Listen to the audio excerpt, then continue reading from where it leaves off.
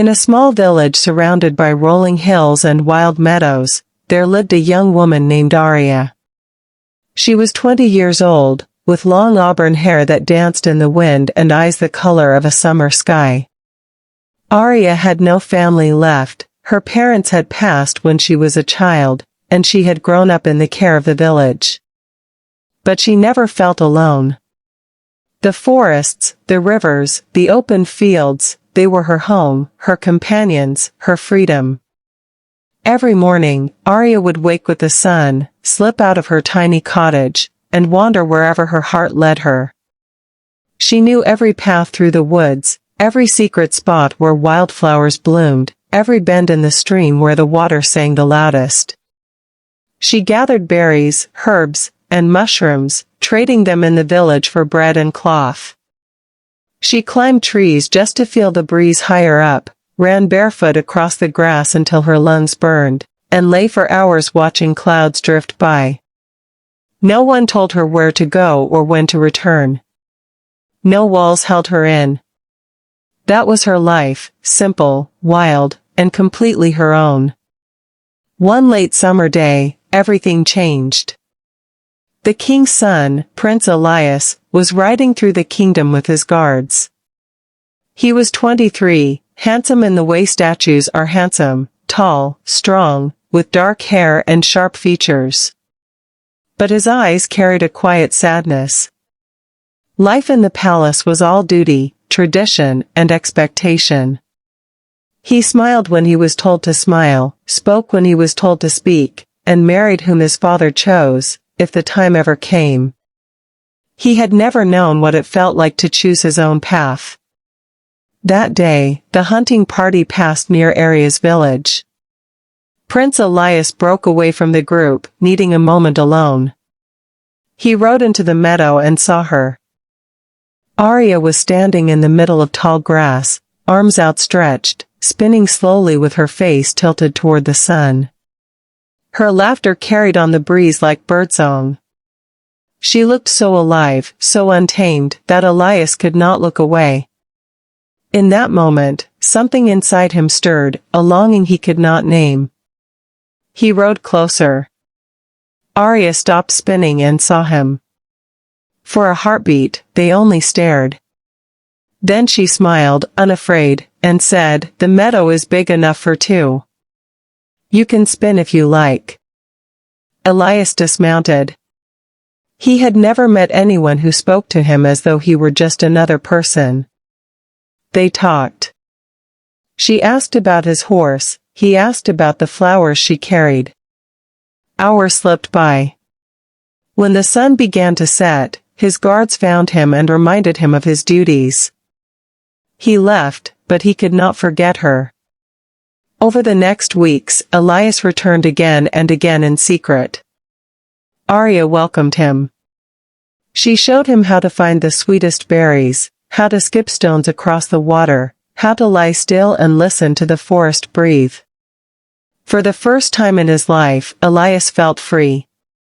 He laughed without restraint. He forgot he was a prince. But freedom, he learned, is fragile. One day, Elias arrived with a different look in his eyes, determined, almost desperate.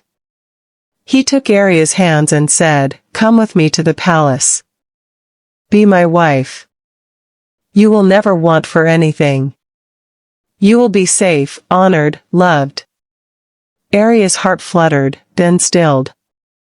She liked Elias, more than liked him. But the palace? She had heard stories. High stone walls, endless rules, guards at every door, ladies who whispered behind fans, a life planned down to the last minute. "I am happy here," she told him gently. "This is my home. This is my freedom." Elias's face darkened. "The world outside is dangerous. You are alone. One day you will need protection. Let me give it to you." Aria shook her head. "I do not need protection from the world. I need the world itself." But Elias had already decided. He believed he was saving her. He believed love meant keeping her close, keeping her safe, even if it meant taking her choices away. That night, royal carriages arrived at the village. Guards in shining armor surrounded Aria's cottage. The village elder, afraid of the king's anger, begged her to go willingly. Aria stood in her doorway, heart pounding, but she would not beg or cry. She walked to the carriage with her head high. The gates of the palace closed behind her with a sound like a lock snapping shut. Life in the palace was beautiful and terrible. Aria was given silken gowns, jewels that sparkled like stars, rooms larger than her entire cottage. Servants brought her everything she could ask for, except the one thing she wanted most. She could not leave. Not to walk in the meadows, not to gather herbs, not even to stand alone under the open sky. Every door had a guard. Every window looked onto courtyards ringed by walls. Lessons filled her days: how to curtsy, how to speak to nobles, how to smile without showing too much feeling. Her wild hair was braided and pinned. Her bare feet were forced into delicate shoes. At night, she stood at her window and looked at the stars, so far away they seemed cruel. Elias visited her often. He brought gifts, told her he loved her, asked why she looked so sad. "You have everything now," he said. "Why are you not happy?" Aria tried to explain. "You gave me everything except the one thing that matters most to me, my freedom. You took it because you thought it was best for me. But freedom is not a gift someone else can give. It is something we carry inside." Elias listened, but he did not understand. He thought she would grow used to the palace. He thought time would soften her longing. Months passed. Aria's laughter was gone. Her eyes no longer sparkled.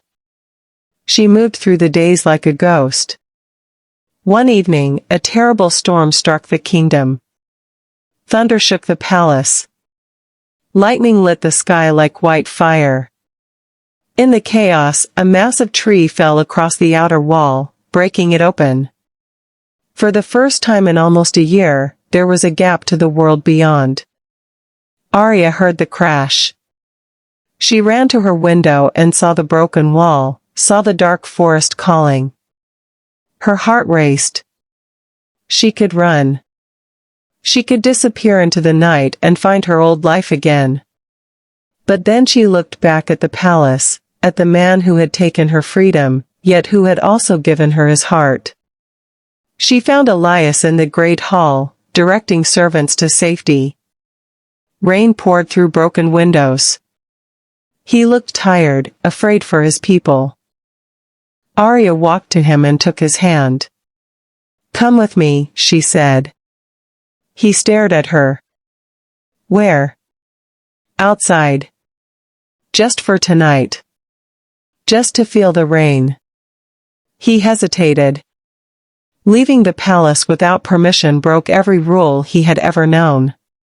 But he saw the plea in her eyes, and something in him broke open. They slipped out together through the broken wall.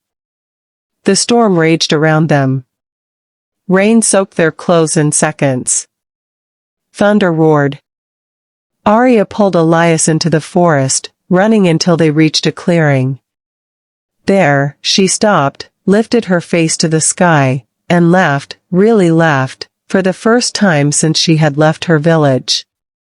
Elias watched her, drenched and shining, and suddenly understood. This was what he had taken from her. This joy. This wild, open happiness. He fell to his knees in the mud. "I am sorry," he said, voice breaking. "I thought I was protecting you. I thought love meant keeping you safe. But I stole the thing that made you shine. Forgive me." Tears mixed with rain on Aria's face. She knelt beside him. Love does not lock the door. Love opens it. The next morning, the storm was gone. The broken wall still gaped. Elias stood before his father, the king, and spoke words no prince had ever dared. "I will marry Aria," he said, "but only if she chooses it freely. The palace doors will stay open for her. She will come and go as she wishes. If she leaves forever, I will let her go." The king was furious. The court whispered. But Elias did not waver. He went to Aria. "You are free," he told her. "Truly free. Stay or leave, it is your choice." For a long moment, Aria only looked at him. Then she smiled, the same bright, untamed smile he had first seen in the meadow. "I will stay," she said. "Not because I must, but because I want to. And sometimes I will leave, just to run through the grass and feel the wind. And when I return, you will be waiting with the door open." Years later, people in the kingdom told a new story. They spoke of the princess who came and went as she pleased, who taught the prince how to laugh in the rain, who showed an entire palace that true love does not cage the heart, it sets it free.